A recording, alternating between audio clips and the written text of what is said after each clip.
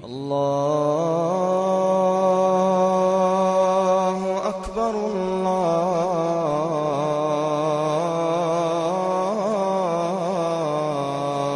أكبر. السلام عليكم ورحمة الله وبركاته.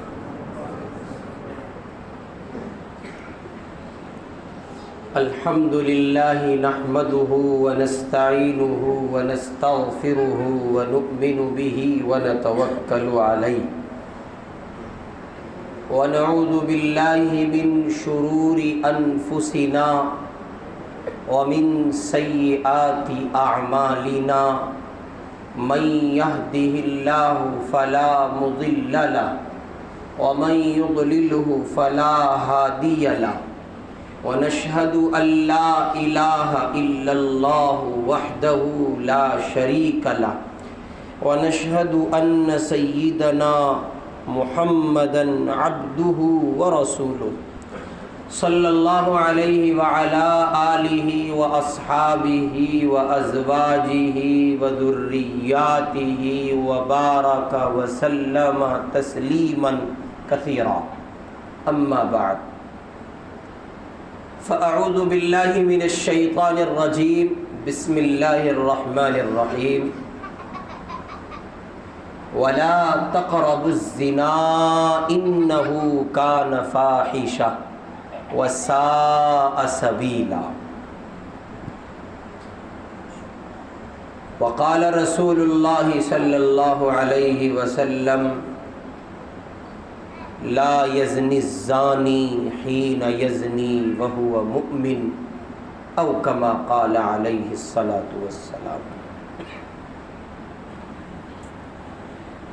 آج کی گفتگو کا موضوع ہے بے داغ جوانی.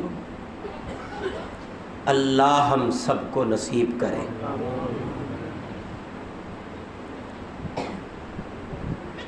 آپ میں سے بڑی تعداد نوجوان دوستوں کی ہے. آپ امت کا قیمتی سرمایہ ہیں، امت کا قیمتی سرمایہ ہیں، امت کا مان ہے، امت کی ریڑھ کی ہڈی ہے. آپ پر پوری قوم کا بوجھ ہے، ذمہ داری ہے، بایمانہ کہ اگر آپ ٹھیک رہے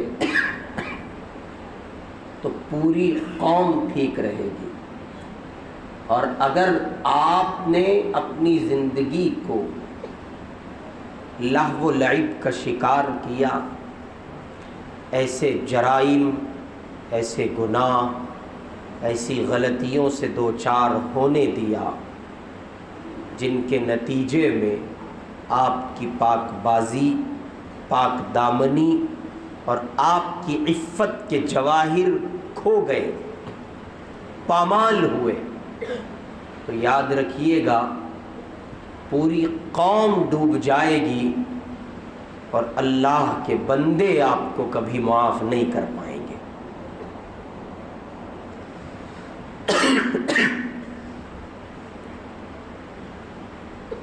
دنیا کی ہر چیز میں ایک بات نمایاں طور پر دکھتی ہے، اور وہ یہ ہے کہ دنیا کی ہر شے اپنے وجود کے اعتبار سے پہلے ننھی سی ہوتی ہے، چھوٹی سی ہوتی ہے. چنانچہ آپ ایک پودا لیں، وہ پودا ہے جب تک کہ اپنے وجود میں چھوٹا ہے. پھر وہ پودا اپنی عمر کے ایام کو گزارتے گزارتے بہرحال ایک قداور تناور درخت بن جاتا ہے، جو اوروں کے لیے سائے کا سبب بنتا ہے، پھل دیتا ہے، پھول دیتا ہے. آپ سب حضرات اپنی جوانی کے دہلیز پر قدم رکھے ہوئے ہیں،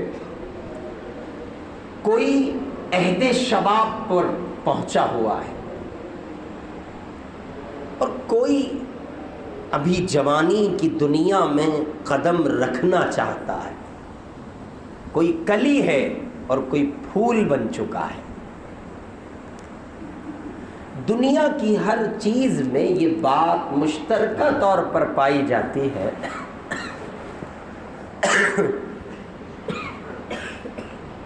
کہ دنیا کی ہر چیز پہلے اپنے بچپن سے گزرتی ہے، پھر اپنے لڑکپن سے گزرتی ہے، اور بالآخر یہ کہ پھر وہ اپنے شباب کو پہنچ کر اپنے زوال کی دنیا میں قدم رکھ دیتی ہے۔ بعینہ ہی یہی شکل انسانوں کی دنیا کے ساتھ بھی ہے۔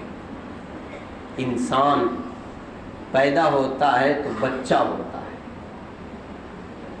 ہزاروں سائے، حمایتی، ساتھ دینے والے، پیار کرنے والے، محبت کی نگاہ سے دیکھنے والے اس کے ارد گرد ہوتے ہیں۔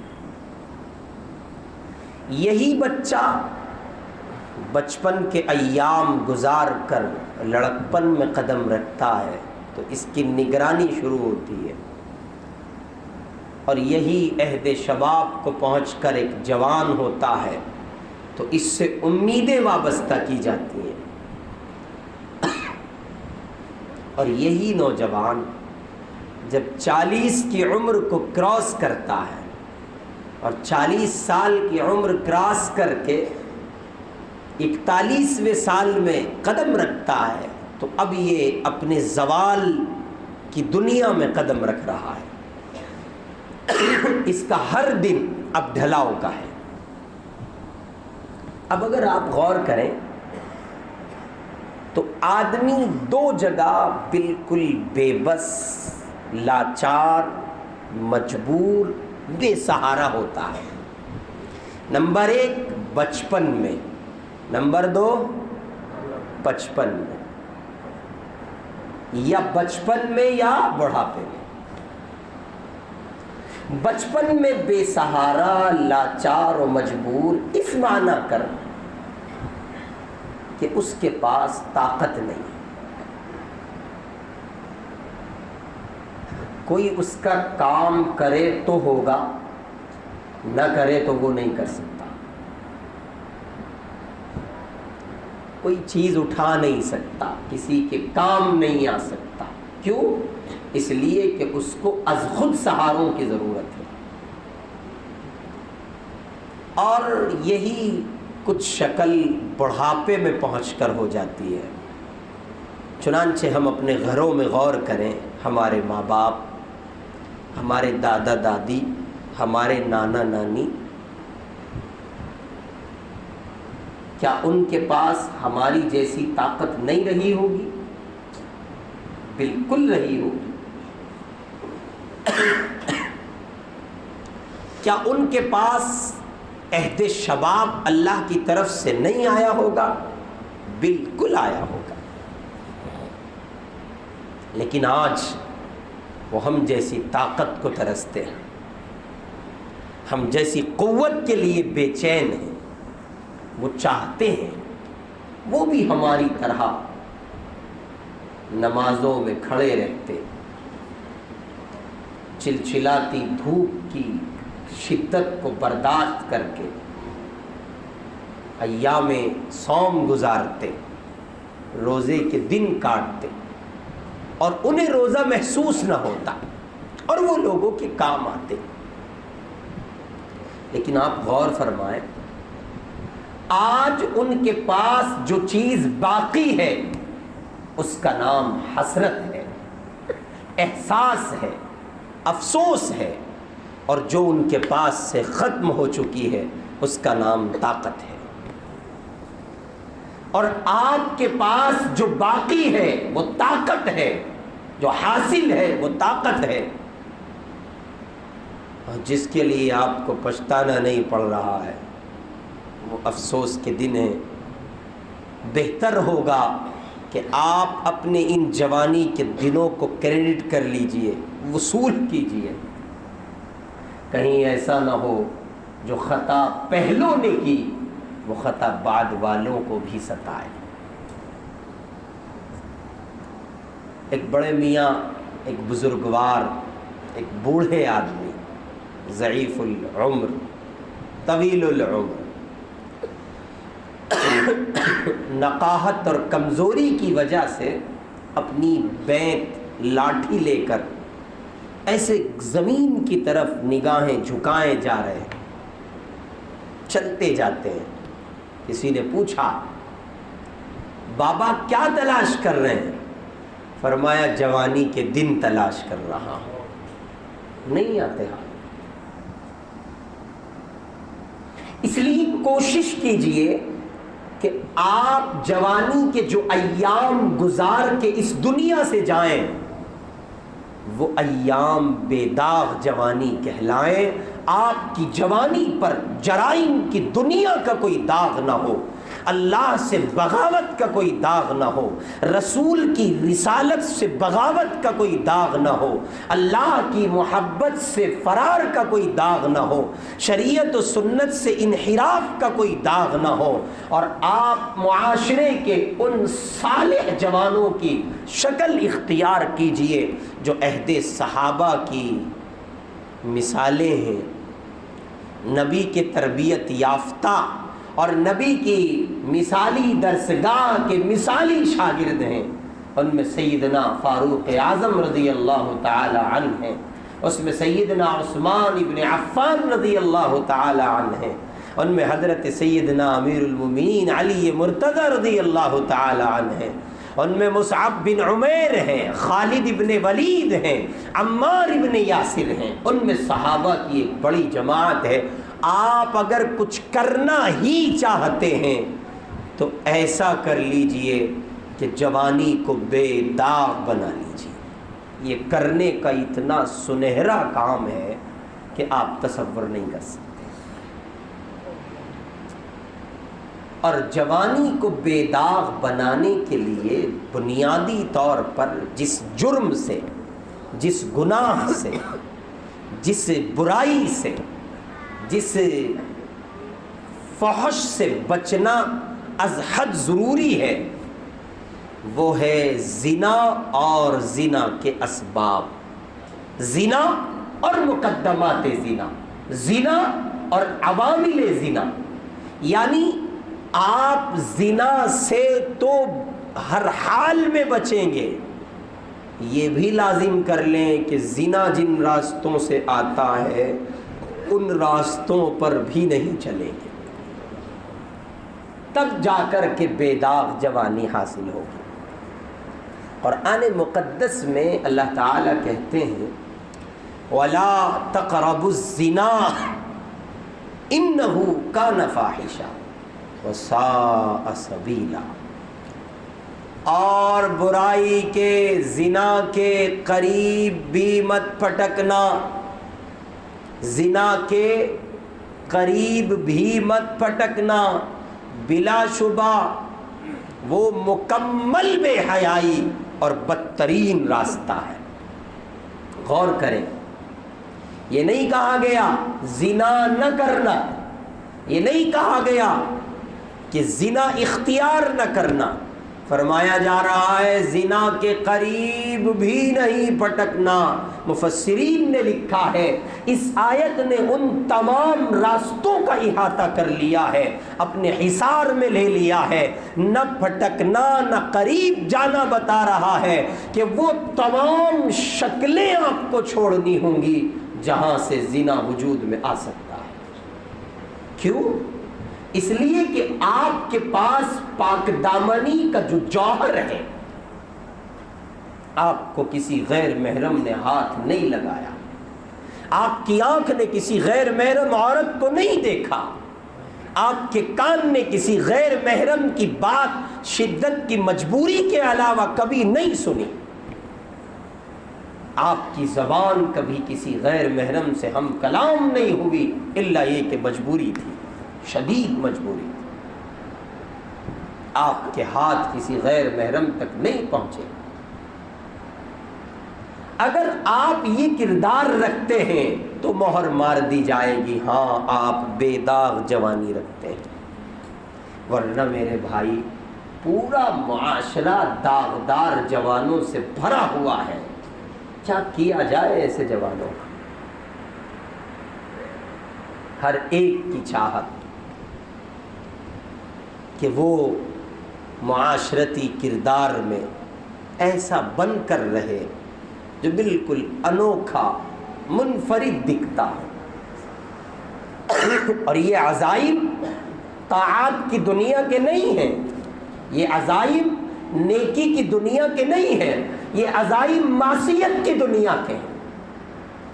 ہر نوجوان خود کو ڈیولپ کر رہا ہے، اپنے ظاہر کو سنوار رہا ہے، اپنے ظاہر کی دنیا کو بنا رہا ہے، اس لیے تاکہ کسی غیر محرم کی نگاہ اس پر پڑ جائے.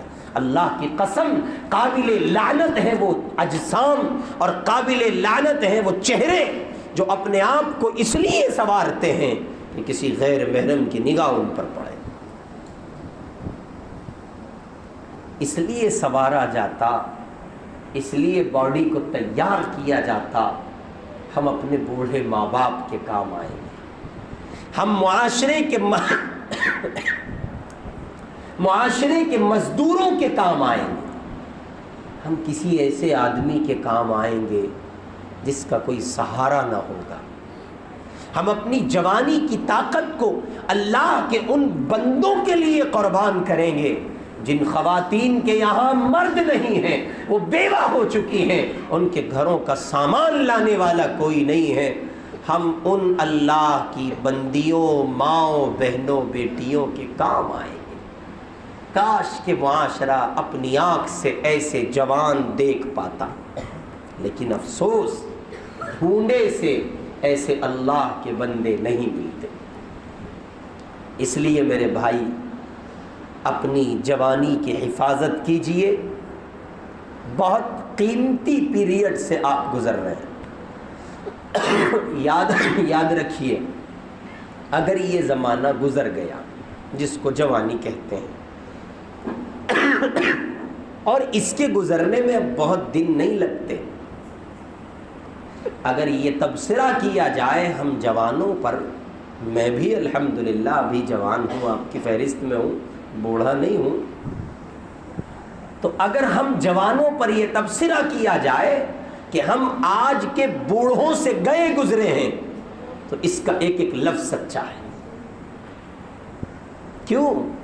ایک بوڑھا آدمی 20 رکعت تراویح کھڑے ہو کے پڑھتا ہے، اور یہ فالتو بیکار ظاہری ڈولے پھلانے والے جوان کرسیوں کا سہارا لے کے نماز پڑھتے ہیں. 5 منٹ بغیر ٹیک کے نہیں بیٹھ سکتے، پاؤں نہیں چل سکتے. کیوں؟ اس لیے یہ سب کچھ نہیں ہے کہ آپ کی جوانی معصیت سے لبریز ہے. اور معصیت کی ایک بنیادی صفت یہ ہے، معصیت کا ایک خاصہ یہ ہے کہ وہ انسان کی اندر کی طاقت کو کھوکھلا کرتی ہے. حضرت مولانا شاہ حکیم محمد اختر صاحب رحمۃ اللہ علیہ، جو جسمانی اور روحانی دونوں حکیم تھے، انہوں نے لکھا ہے جب آدمی اپنی نگاہ سے کسی غیر محرم عورت کو دیکھتا ہے تو ان آنکھوں کے واسطے سے صرف بدنگاہی نہیں ہوتی، بلکہ انسان کی اپنی جوانی کی طاقت ضائع ہوتی ہے اور اس کو کھول کر بیان کرنے کا موقع نہیں. اور بہت سی باتیں ایسی ہوتی ہیں جو بیان کرنے سے گریز کیا جاتا ہے، اس لیے پتہ نہیں کیا سمجھ بیٹھے، چونکہ لوگ اپنے ذہنوں پر تولتے ہیں. کہنے والے نے ایک بات کہی کہ بھائی ایسا کر لیا جائے، تو وہ نہ اس کا دایاں دیکھتے ہیں، نہ اس کا بایاں دیکھتے ہیں، نہ اس کا آگا دیکھتے ہیں، نہ اس کا پیچھا دیکھتے ہیں. کہتے ہیں یہ بات کہنی نہیں چاہیے تھی. کیوں؟ تم سے پوچھ کے کہی جانی چاہیے تھی کیا؟ نظریے میں آدمی آزاد ہوتا ہے، ایک بات یہ یاد رکھیں، شریعت شریعت ہے، شریعت کسی کو ہضم ہوگی تب بھی شریعت ہے، اور اگر ہضم نہیں ہوگی تب بھی شریعت ہے۔ محمد کا دین دودھ سے زیادہ صاف ہے، پانی سے نہیں، دودھ سے زیادہ چمکدار ہے۔ اس لیے یہ بات ذہنوں میں بٹھا لیں، جب کسی عالم کی کوئی گفتگو سنیں اور کوئی ایسا جملہ جو آپ کے پیٹ میں ہاضمہ خراب کرتا ہو، آپ کو محسوس ہو رہا ہے، فیل ہو رہا ہے آپ کو یار یہ نہیں کہنا چاہیے تھا، تو اس کی دو شکلیں، یا تو یہ سوچ لو کہ وہ کوئی مصلحت کے طور پر بات کہی گئی ہوگی، اور میں یہ اس لیے نہیں کہہ رہا کہ اللہ معاف کرے مجھے کسی پبلکسٹی کی ضرورت ہے، نہیں، میں بیان کا بھوکا نہیں ہوں، الحمدللہ اللہ کا بڑا احسان ہے۔ اس بار بلایا، آئندہ مت بلانا، کوئی حرج کی بات نہیں ہے، نو ٹینشن۔ تو اس لیے عرض نہیں کر رہا ہوں، یہ ایک عمومی، آپ لوگ چونکہ جوان ہیں، اگر ان فسادی باتوں کا شکار آپ ہو جائیں گے آگے پتہ نہیں کتنا ذہن خراب ہوگا، اس لیے مائنڈلی ڈسٹرب نہ ہو، صاف ستھرا ذہن لے کے چلیں۔ کہنے والے کی گفتگو سے یہ اندازہ لگائیں کیوں کہی، ممکن ہے کوئی حکمت مصلحت پوشیدہ ہو کبھی کبھی، اور اگر یہ بات حازم نہ ہو کہ بھئی سمجھ میں نہیں آ رہی، تو پھر بہترین طریقہ ہے، حضرات صحابہ کی سنت ہے، رسول پاک کی درسگاہ آپ کی تعلیم کا ایک حصہ ہے۔ صحابہ کو جب کوئی بات سمجھ نہ آتی، از راہ ادب تشریف لاتے، سرکار دو عالم کی خدمت میں حاضر ہوتے اور کہتے اللہ کے محبوب یہ بات سمجھ نہیں آئی، پھر سے سمجھا دیجیے۔ جی اس کا فائدہ یہ کہ اس وقت جو کچھ نہیں کہا گیا تھا وہ اب وضاحت سے کہا جائے گا تو ممکن ہے کہ سمجھ میں آ جائے۔ تو بہت سی باتیں ایسی ہیں جو آپ حضرات کے سامنے ماحول اس کی اجازت نہیں دیتا، نہیں کہی جا سکتی، بس اتنا سمجھ لیں آنکھوں کے واسطے سے جو بدنگاہی ہوتی ہے، اس بدنگاہی کے نتیجے میں جسمانی قوت بھی ضائع ہوتی ہے اور روحانی قوت بھی ضائع۔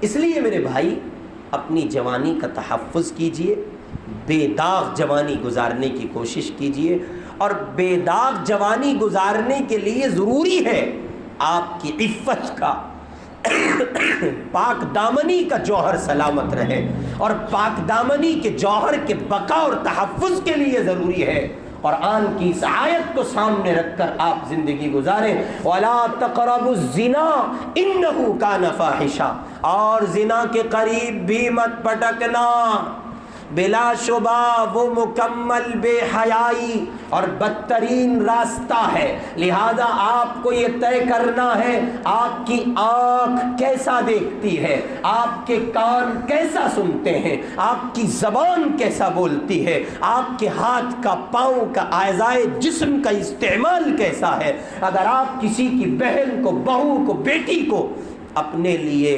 وقت گزاری کا سامان رکھتے ہیں تو اللہ کی قسم کھا کر یہ بات کہی جا سکتی ہے، احادیث مبارکہ اور آیات مقدسہ کی روشنی میں، اگر آپ کسی کی بہن، بہو، بیٹی کو اپنی وقت گزاری کا سامان رکھتے ہیں تو یہ برائی آپ کی دہلیز تک ضرور پہنچے گی۔ اگر آپ نے توبہ نہیں کی ہے تو آپ کی بہن، بہو، بیٹی کو کوئی اور اپنے وقت کی گزاری کا سامان بنائے گا۔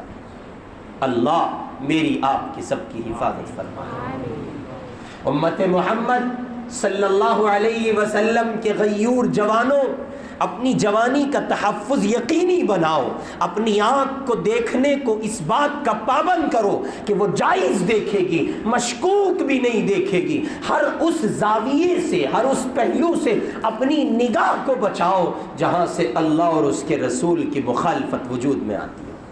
قرآن کہہ رہا ہے قُل لِّلْمُؤْمِنِينَ يَغُضُّوا مِنْ أَبْصَارِهِمْ وَيَحْفَظُوا فُرُوجَهُمْ، ایمان والوں سے کہہ دیجئے وہ اپنی نگاہوں کو نیچا رکھیں، نگاہوں کا شٹر گرائے رکھیں اور اپنی شرمگاہ کی حفاظت کریں۔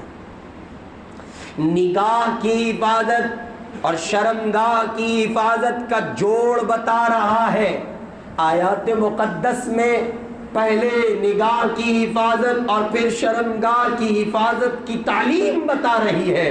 جس کی نگاہ بے قابو ہوتی ہے اس کی شرمگاہ محفوظ نہیں رہتی. اس لیے زنا سے بچیں، اسباب زنا سے بچیں، مقدمات دواعی زنا سے بچیں. چنانچہ سیدنا ابو ہریرہ رضی اللہ تعالی عنہ کی روایت ہے، وہ فرماتے ہیں کہ سرکار دو عالم نے کہا انسان کی آنکھیں بھی زنا کرتی ہیں. انسان کی آنکھیں بھی زنا کرتی ہیں. پوچھنے والوں نے پوچھا یا رسول اللہ آنکھ کیسے زنا کرے گی؟ آنکھ، آپ کو بھوک لگ رہی ہے کیا؟ پھر جواب دو، آنکھ کیسے زنا کرے گی؟ تو حضور نے فرمایا فالعینان تزنیان وزناہما النظر، آنکھوں کا زنا غیر محرم کو دیکھنا ہے. یہ آنکھ کا زنا. ہمارے یہاں تو اس پہ پی ایچ ڈی ہے، ہمارے معاشرے میں جوانوں کو پی ایچ ڈی ہے بدنگاہی کرنے میں. معاف کیجیے گا، گلیوں میں، مکانوں کے سامنے بنی ہوئی چوکیوں پر، گلی کے نکڑ پر اور چمنی مل کے باہر جو دکانیں ٹائر کی ہیں اس پہ بیٹھے رہتے ہیں بے وقوف، جیسے گھر بار ان کا نہیں ہے کوئی. بیچارے مظلوم برما کے مہاجر مسلمان ہیں، ان کو ان کے وطن سے نکال دیا گیا، بیٹھے خیال ہی نہیں ہے کچھ. کسی کی بیٹی آ رہی ہے، کسی کی ماں آ رہی ہے، کسی کی بہن آ رہی ہے، کسی کی بیوی آ رہی ہے. یہ تو شریعت نے پردے کا نظام رکھا ہے، تو وہ پردے کی وجہ سے، حیا غالب ہونے کی وجہ سے عورت ذات پر وہ بھی سمٹ کے چلتی ہے. اور پردے دار خاتون ہے تو یہ بھی نگاہ جھکا لیتا ہے. اگر کوئی خاتون بے پردہ جا رہی ہو تو دور سے دیکھنا شروع کرتے ہیں اور دور تک دیکھتے ہیں. یہ کنڈیشن ہے ہمارے جوانوں کی. پھر تبصرے کرتے ہیں. معاف کیجیے گا کتنے احساس کی بات ہے. تبصرہ سنا دوں؟ چھوڑو پھر یوں کہو گے بڑا بے شرم مولوی ہے. ہاں، جوان تبصرہ کرتے ہیں، ارے کتنا جاندار پیس تھا. آپ ہنس رہے ہیں، آپ ہنس رہے ہیں اس پر. یاد رکھیے، آپ اگر کسی کی بہن بیٹی کے لیے یہ جملہ استعمال کرتے ہیں، قسم رب کعبہ کی اگر توبہ نہیں کی آپ کو موت نہیں آئے گی. آپ کے گھر کی خواتین کے لیے یہ جملہ استعمال کیا جائے گا. آپ نے مذاق سمجھا اس کو؟ کسی کی بیٹی، کسی کی بہن، اس کی شادی کی تقریب کے فوٹوز کسی طرح وائرل ہو گئے، اس کو شیئر کرتے ہیں.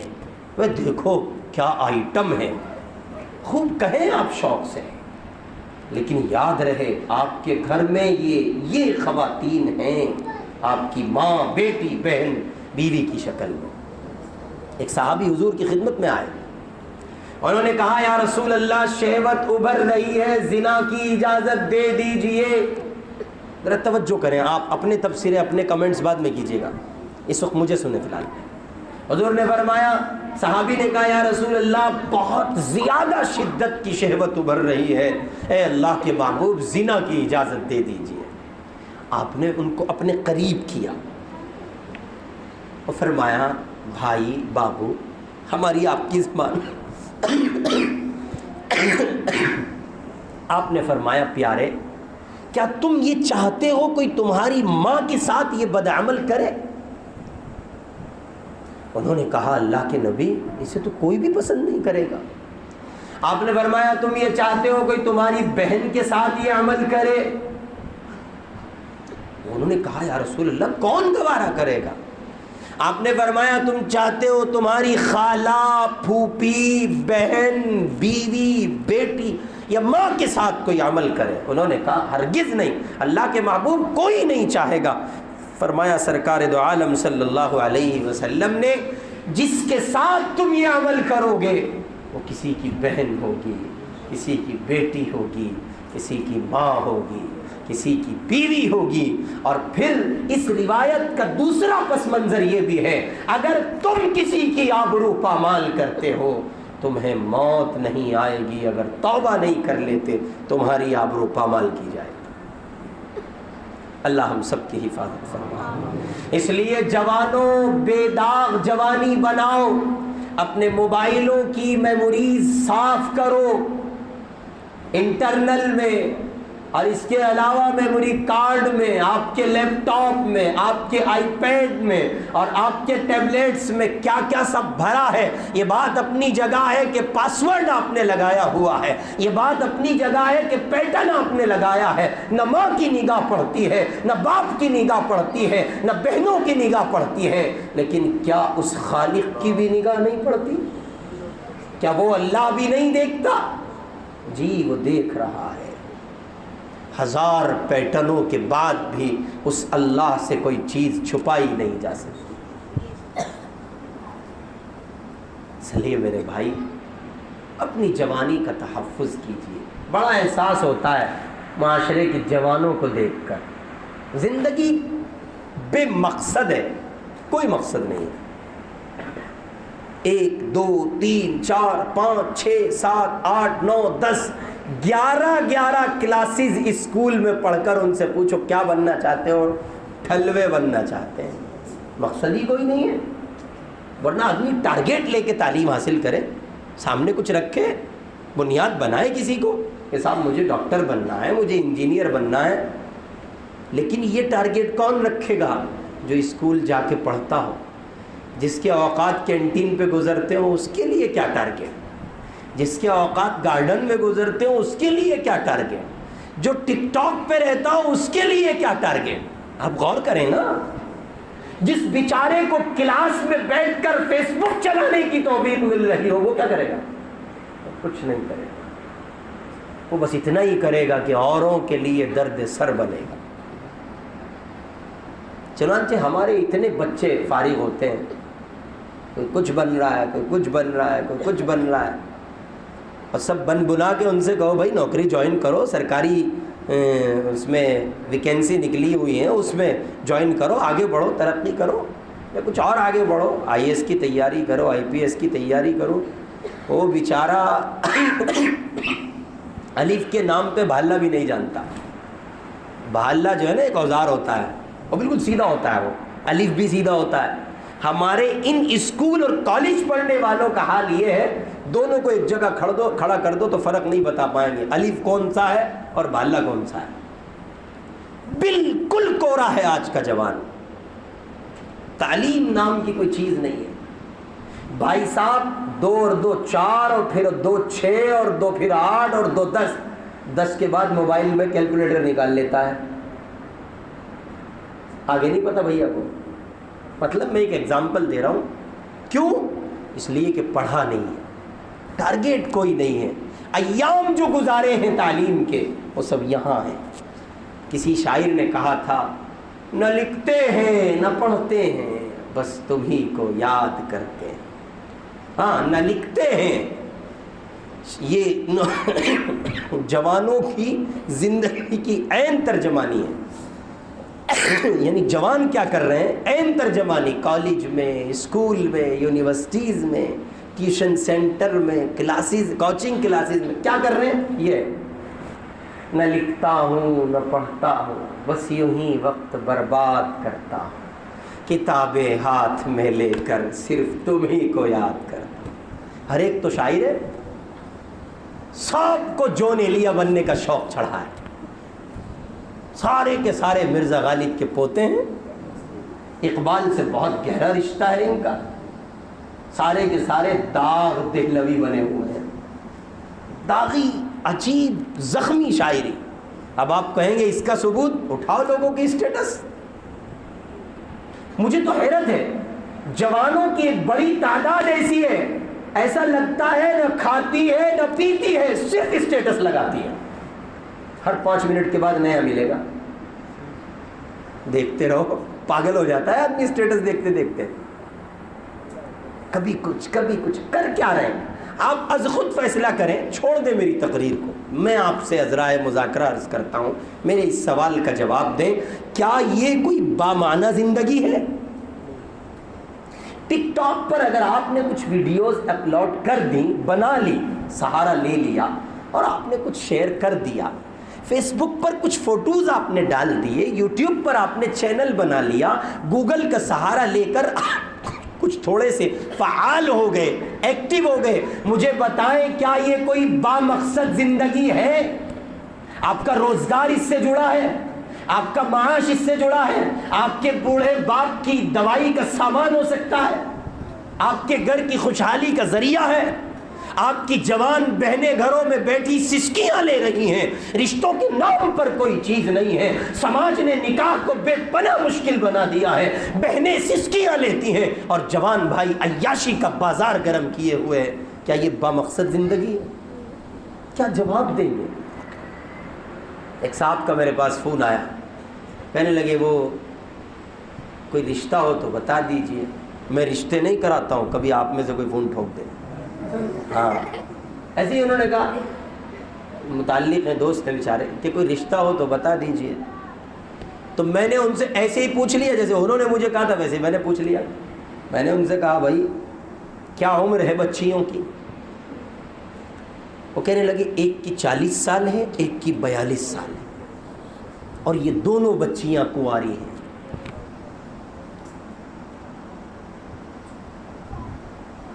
کیا کریں گے آپ؟ جس سماج میں نکاح اتنا مشکل ہو، بچیاں بیٹھ کے زندگی برباد کریں گے۔ ایک نوجوان آیا رو کے کہنے لگا میری سسٹر کی عمر 38 سال ہو گئی ہے، اور اب وہ ایسی نا امیدی اور ایسی یاس کا، آس کا نہیں، ایسی یاس کا شکار، نا امیدی کا شکار ہو چکی ہیں کہ وہ موت مانگتی ہیں، جینا نہیں چاہتی۔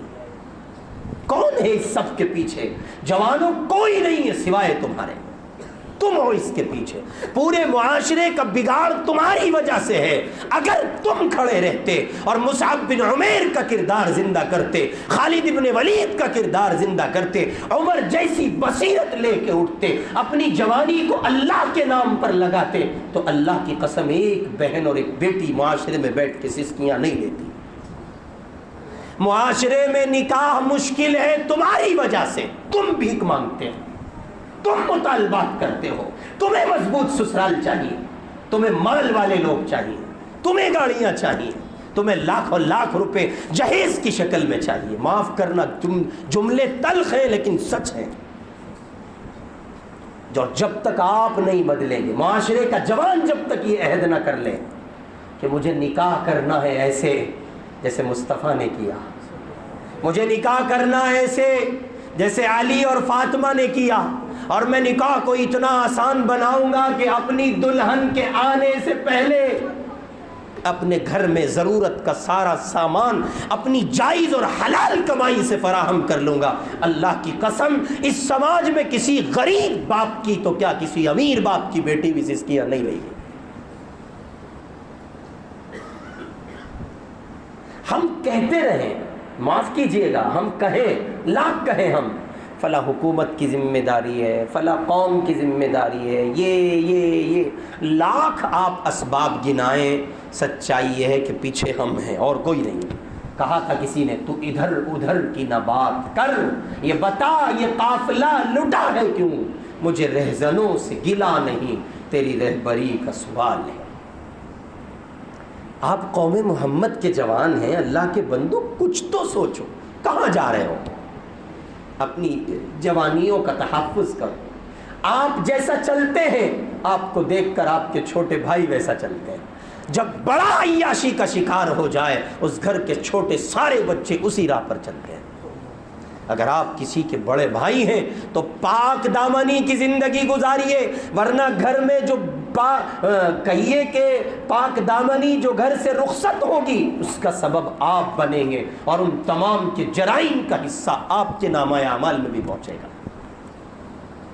اس لیے بے داغ جوانی، اور بے داغ جوانی کے لیے زنا اور اسباب زنا سے تحفظ، ان میں بدنگاہی، غیر محرم سے ہم کلامی، کسی سے فون پر چپکنا، گھنٹوں باتیں کرنا، غیر محرم لڑکیوں سے دوستی کرنا، تعلقات قائم کرنا، اور گھر میں پردہ شرعی کا نفاذ نہ کرنا، یہ سب کا سب داخل ہے۔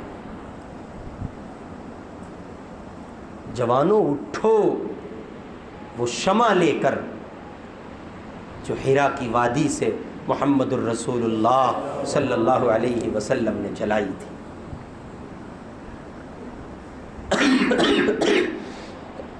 آپ نے قریش کے جوانوں کو مخاطب کر کے کہا تھا، یا معشر الشباب لا تزنوا، اے قریش کے جوانوں زنا مت کرنا۔ زنا بدترین جرم ہے، اور میں نے عرض کیا زنا آنکھ بھی کرتی ہے، کان بھی کرتے ہیں، زبان بھی کرتی ہے، ہاتھ بھی کرتے ہیں۔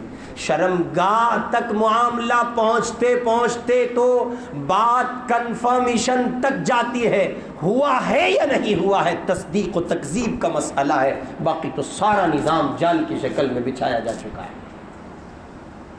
اس لیے اپنے گھروں میں شرعی پردے کا نفاذ کریں اور اللہ سے پاک دامنی مانگیں، میرے اللہ میری جوانی کو بے داغ رکھیے، مولا حفاظت فرمائیے۔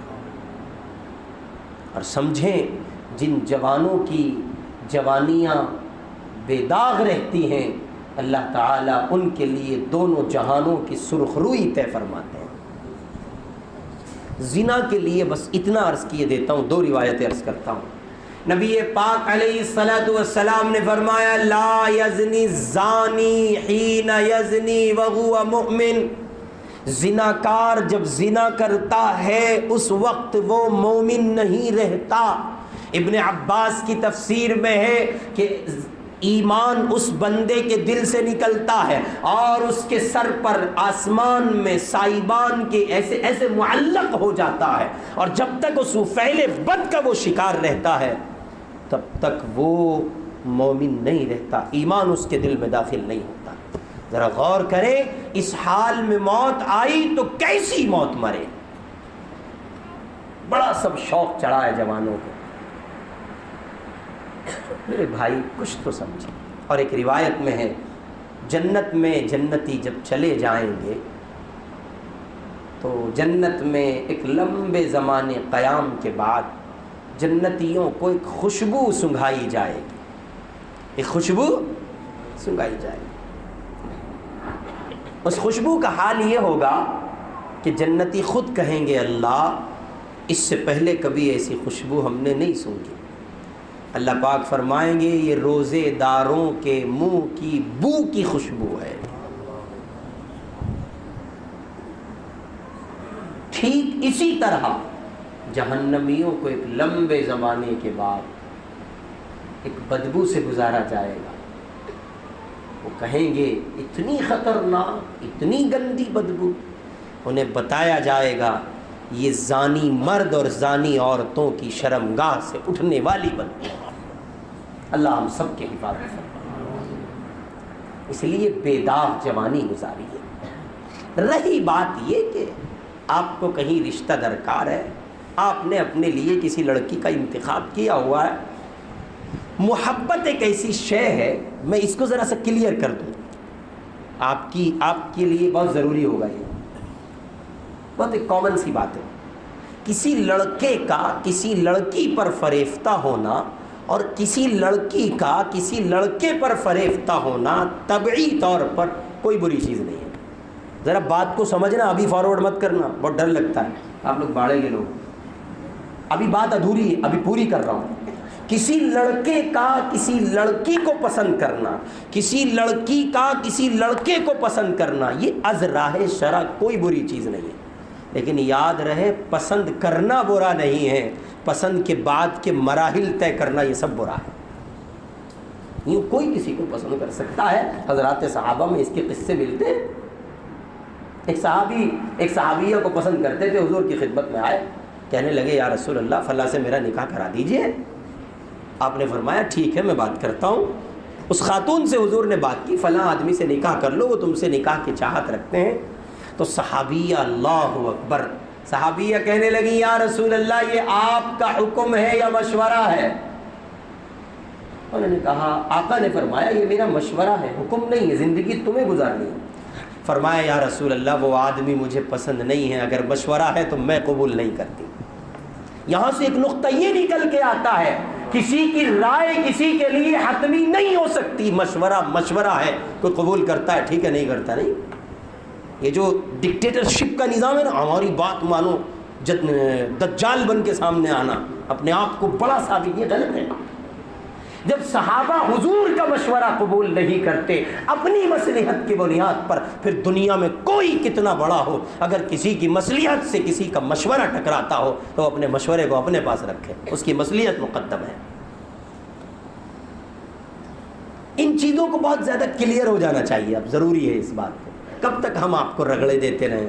نہیں، تو یاد رکھیں کسی لڑکے کا کسی لڑکی کو پسند کرنا، کسی لڑکی کا کسی لڑکے کو پسند کرنا، یہاں تک طبعی طور پر عذر و شرع برا نہیں ہے، لیکن اس کے بعد اس کا نمبر تلاش کرنا، اس سے باتیں کرنا، ہاں جی، اور گروپ پورے کے پورے چارٹ دیکھنا، کس کے ڈی پی پر کیا لگا ہوا ہے، سب بڑا پریکٹس ہوتی ہے لڑکوں کو بھائی، وہ جانچ لیتے ہیں ڈی پی کس انداز کی ہوتی ہے خواتین کی۔ اور دیکھو یہ آج کے جوان کتنے ہوشیار ہیں، نمبر محفوظ کرتے ہیں حاجی کرام الدین صاحب، اور نمبر غیر محرم کا ہوتا ہے، امی بھی نہ سمجھے، ابا بھی نہ سمجھے، بھیا بھی نہ سمجھے۔ ذرا رک کے احساس کی دنیا میں قدم رکھیے، کوئی نہیں سمجھتا، اللہ سب سمجھتا ہے۔ اس لیے میرے بھائی اپنی جوانی کو، اب یہ مسئلہ اور واضح کر دوں، کسی کو کوئی لڑکی پسند آ گئی، اسے چاہیے کہ وہ اپنے رشتے کی بات اس کے ہاں پہنچا دے، یہ کرنے کے کام ہیں۔ اگر کرنا ہی ہے تو اس شکل پر چلو، بات گئی، انہوں نے قبول کرنے سے انکار کر دیا، آپ نے پھر کوشش کی اور آپ اپنی کوششوں میں ناکام رہے، انہوں نے برادری کا حوالہ دیا یا اور دیگر عذر پیش کیے، اب آپ کو چاہیے کہ آپ اللہ کے لیے اپنی پسند کو قربان کر دیجئے اور ماں باپ کا کہا مان لیجئے۔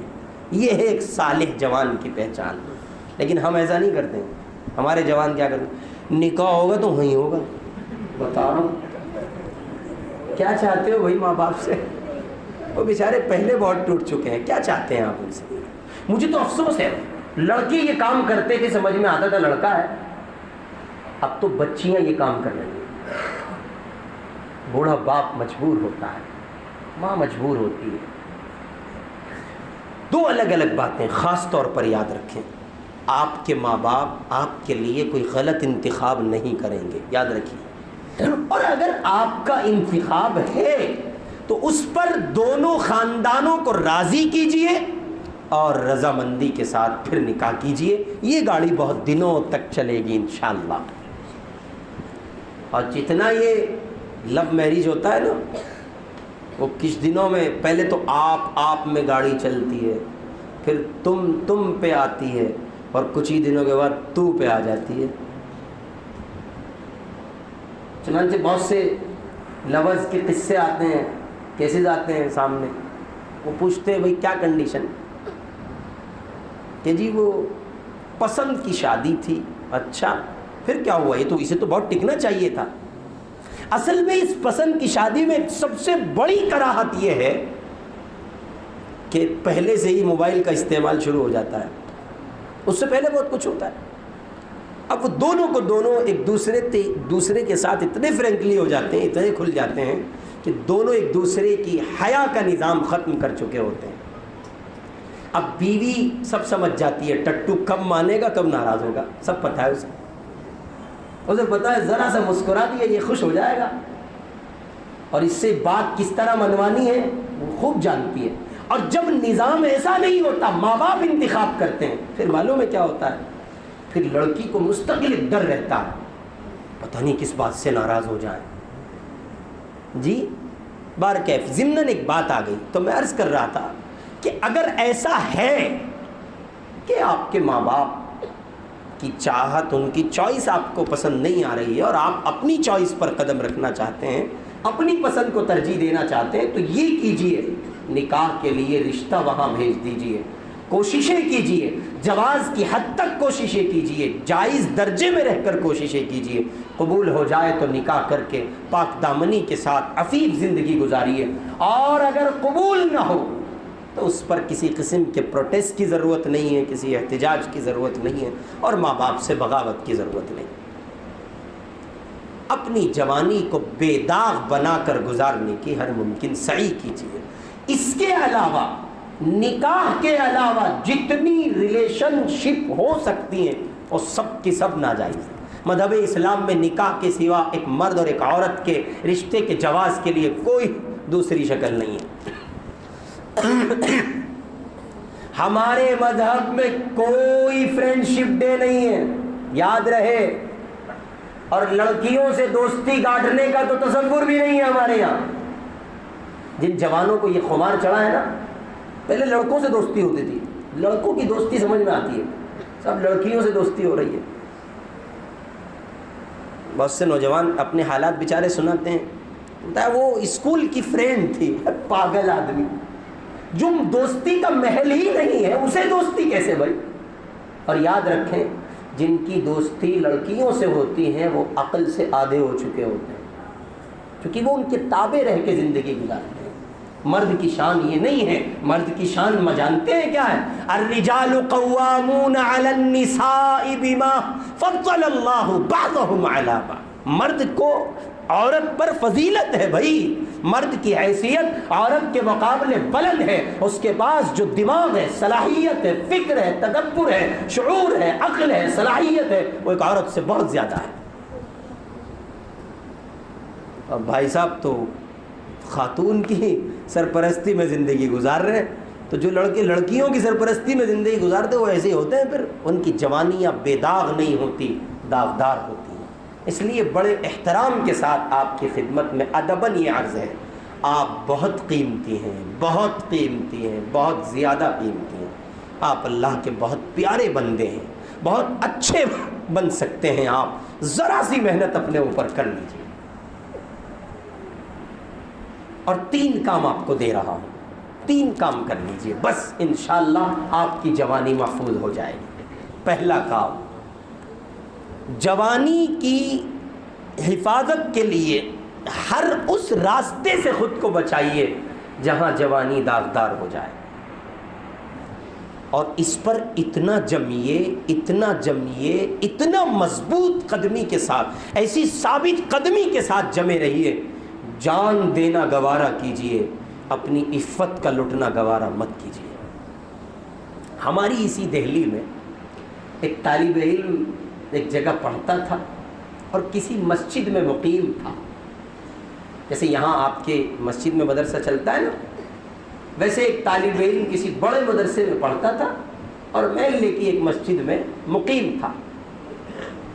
اچانک ہندو مسلم فساد کی خبر پھیل گئی، ایک خاتون، ایک لڑکی جو اپنے رشتہ داروں کے یہاں آئی ہوئی تھی، وہ بیچاری کوئی سامان لینے بازار گئی تھی، لوٹ رہی تھی، جیسے اس نے یہ اطلاع سنی کہ ہندو مسلم فساد ہو گیا تو اس نے اپنی آبرو اور جان کی حفاظت کے لیے اللہ کے گھر سے بہتر کوئی جگہ نہیں پائی، وہ فوراً مسجد میں چلی آئی۔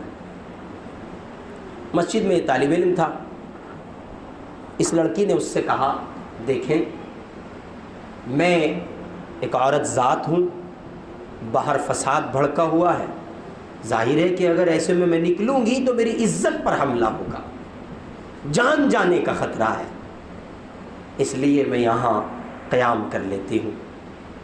اس بیچارے نے مزاحمت کی، لیکن حالات باہر ایسے تھے کہ یہ اسلامی رشتے کی بہن ہے، باہر بھیجے تو اپنی بہن کی آبرو جانے کا خطرہ ہے، بڑا مسئلہ ہے۔ اس نے کہا ٹھیک ہے ٹھہر جاؤ۔ وہ اس کا کمرہ تھا بیچارے کا، مولویوں کا کمرہ کتنا بڑا ہوگا، امام کا حجرہ کتنا بڑا ہو، امام کا حجرہ اور قبر دونوں برابر ہوتا ہے، کہیں آپ کے یہاں زیادہ بڑا ہو تو میں کہہ نہیں سکتا، ورنہ عام متن امام کا حجرہ اور قبر۔ اس امام کو بیچارے کو اس کی زندگی میں پریکٹس کرائی جاتی ہے، بیٹے تجھے قبر میں سونا ہے، کرتا ہے۔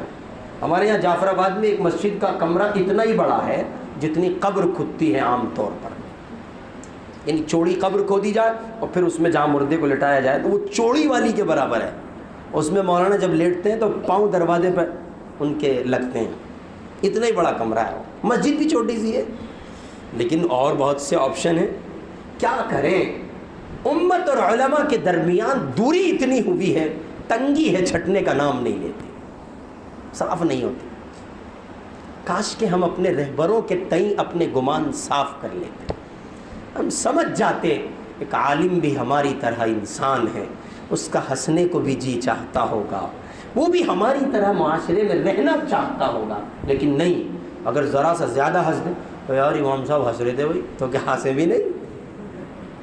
دیکھ تو صحیح کیسے کپڑے پہن کے انہیں زیب دیتا, تو کیا گدڑی پہن لے, ٹاٹ باندھ لے, کٹے اوڑھ لے. جی دیکھو کتنا بڑا موبائل ہے اور تو نے کتنا بڑا رکھ رکھا. اپنا نہیں دکھتا بھائی کو, مولوی کا سب دکھتا ہے. نہیں بات یہ نہیں ہے, آپ سمجھتے ہیں ان کو ایسا نہیں کرنا چاہیے. تجھے کیسے کرنا چاہیے؟ جو شریعت تیرے لیے وہ ان کے لیے. ہاں ان کی عالمانہ شان اپنی جگہ ہے, لیکن جواز کے درجے میں تو چھوڑ دو, جواز کے درجے میں تو چھوڑ دو کم از کم. باہر اس بیچارے کا کمرہ چھوٹا تھا, اس نے اس لڑکی سے کہا ادھر کونے میں بیٹھ جاؤ. تو وہ ڈری سہمی کونے میں بیٹھ گئی. اب اس کے لیے ڈبل ڈر تھا, معمون تھوڑا ہی بیٹھی ہے وہ, یہاں کونے میں بیٹھی رہی. وہ طالب علم چراغ, موم بتی جل رہی ہے, چراغ جل رہا ہے, اور کتاب لے کے اس نے بہترین مشغلہ سمجھا, کتاب لے کے کھول کے بیٹھ گیا. پوری رات فساد کی ہوا چلی. یہ لڑکی مسجد میں رہی اور وہ مولوی صاحب بیٹھے ہوئے مطالعہ کرتے رہے. آپ کو یاد ہے یہ بات کس پر سنا رہا ہوں میں؟ بے داغ جوانی کو باقی رکھنے کے لیے, داغ نہ آئے آپ کی جوانی پر, آپ کی عفت کا جوہر سلامت رہے, اس پر اتنے مضبوطی سے جمے رہیے, ایسے ثابت قدم رہیے کہ اگر ایسے حالات بھی آ جائیں تو بھی آپ کے پاؤں نہ اکھڑیں, لڑکھڑائیں کسی صورت, قدم نہ ڈگمگا سکے. تو یہ لڑکی صبح ہوئی, فساد تھم گیا, فسادی گھر چلے گئے.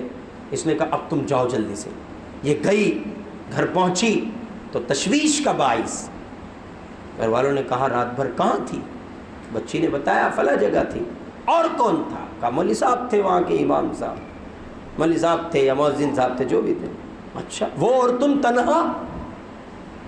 کہ ہاں تنہا تھے. اب وہ گھر میں قیاس آرائیاں شروع ہو جاتی ہیں, سب مستقل جو ایک حالات بنتے ہیں.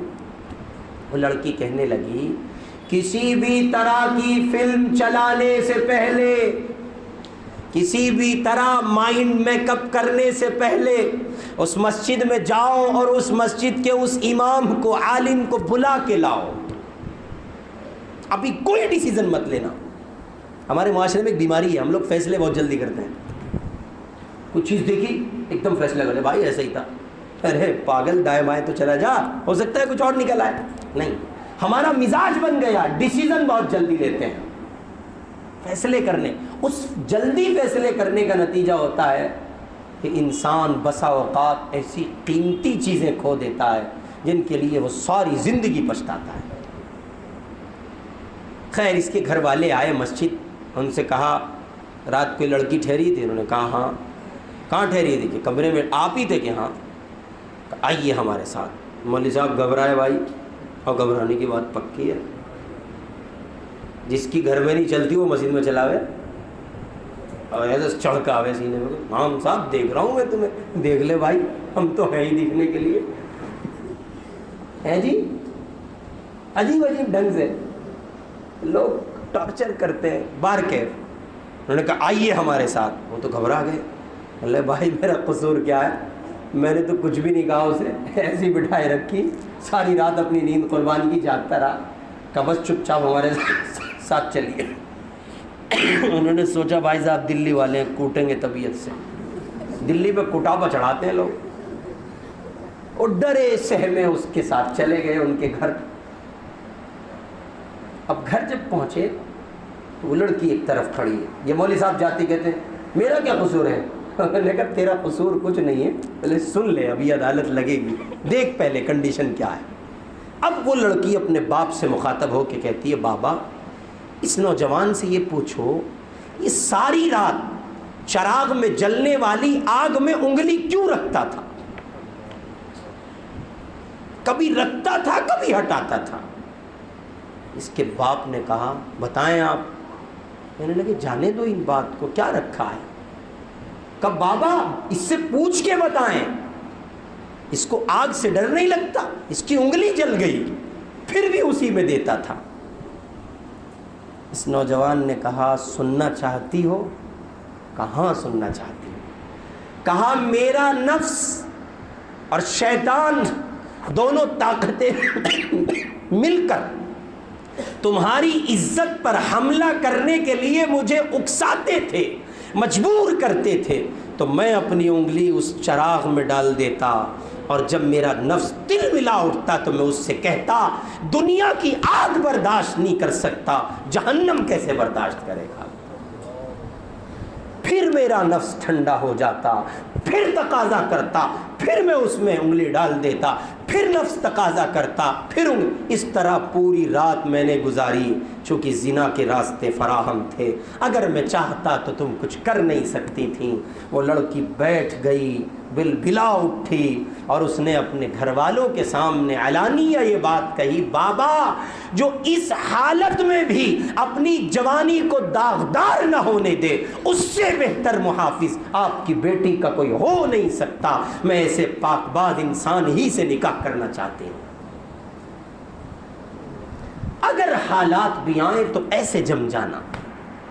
آج کل بڑا سب مخالف ماحول ہے، ہمارے نوجوان بچوں کو باقاعدہ آفر کیے جاتے ہیں، لڑکیاں آفر کر رہی ہیں۔ آج کا زمانہ دور بڑا عجیب ہے، بچیاں بے حیائی کے وہ کردار زندہ کر رہی ہیں جو لڑکوں سے تصور نہیں کیے جاتے۔ لڑکے ڈر کے سہم کے چلتے ہیں، لڑکیاں محلے میں گلیوں میں چوڑی ہو کے چلتی ہیں۔ پہلے عورتیں کنارے ہو جاتی تھیں، اب عورتیں اور پھیل کے چلتی ہیں جیسے ان کے باپ کی سڑک ہو۔ آخر کیوں؟ یہ یورپ کی غلامی کا نتیجہ ہے، یہ یورپ کی آئی تہذیب اور اس کی فالووری کا نتیجہ ہے۔ اس لیے میرے بھائی عزیز پیارے دوستو نوجوانوں، اللہ کے واسطے اپنی جوانی کا تحفظ کرو اور بے داغ جوانی گزارنے کی کوشش کرو۔ ٹھیک، ایک کام تو یہ کیسے بھی حالات ہوں عفت کے جوہر کو بکھرنے نہیں دیں گے انشاءاللہ۔ دوسرا کام، نکاح میں عجلت سے کام لو، جلدی سے کام لو۔ اب اس کی دو شکلیں، اگر آپ کے گھر والے مالی اعتبار سے کمزور ہیں تو آپ دن رات ایک کیجئے، مال حاصل کیجئے، جائز کمائیے اور ماں باپ کا ہاتھ بٹائیے، ان کو سہارا لگائیے اور نکاح جلدی سے جلدی کرا لیجئے۔ نبی پاک نے فرمایا جس کا نکاح ہو جاتا ہے وہ آدھے ایمان کا پختہ مالک ہو جاتا ہے، اس کا آدھا ایمان مکمل ہو جاتا ہے۔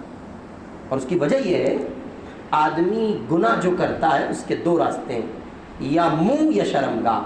تو نکاح کے بعد شرمگاہ تو محفوظ ہو گئی، اب زبان کا منہ کا مسئلہ ہے، اس میں وہ اللہ سے ڈرتا رہے، کامل مومن ہو جائے گا انشاءاللہ۔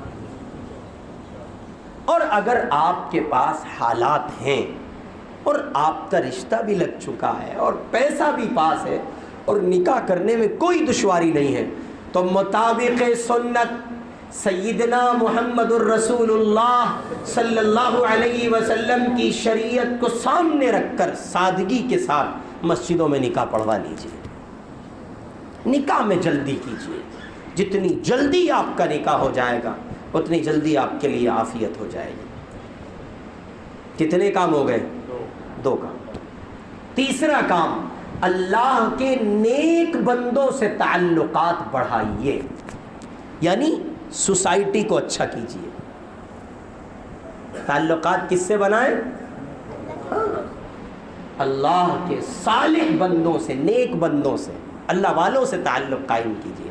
اس کی وجہ یہ ہے آپ جیسی صحبت، جیسی میجورٹی اختیار کرتے ہیں ویسے اثرات آپ کی زندگی پر نقش پاتے ہیں۔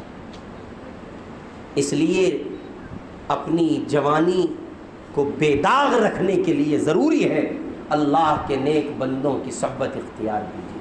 اگر اس عالم کو، اس جوان کو کسی عالم ربانی کی صحبت حاصل نہ ہوتی اور اس کے سامنے جنت و جہنم کے نقوش نہ ہوتے، مناظر نہ ہوتے، تو یہ اپنی جوانی کو داغدار کر بیٹھتا۔ لیکن یہ تھا کسی دیوانے کا صحبت یافتہ، یہ تھا کسی اللہ کے نیک بندے کا تعلق والا، یہ سمجھتا تھا اگر آج تو اس راہ سے گزر گیا تو جہنم کی آگ سے نہیں بچ پائے گا۔ 3 کام کر لیجئے، انشاءاللہ آپ کی جوانی محفوظ ہو جائے گی۔ پہلا کام،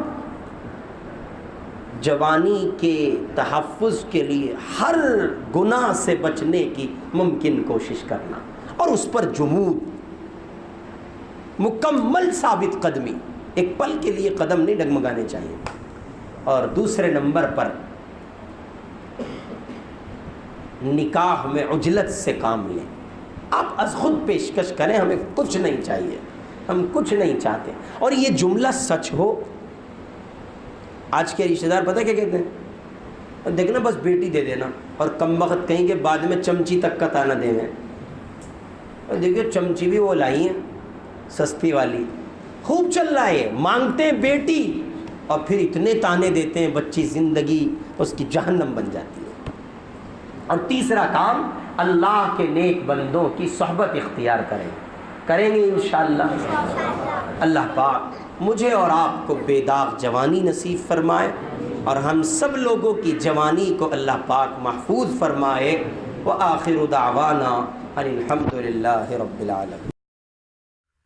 اس ویڈیو کو لائک کریں، کمنٹ باکس میں دعاؤں سے نوازیں، چینل کو سبسکرائب کریں، صدقہ جاریہ کی نیت سے شیئر بھی کر دیں۔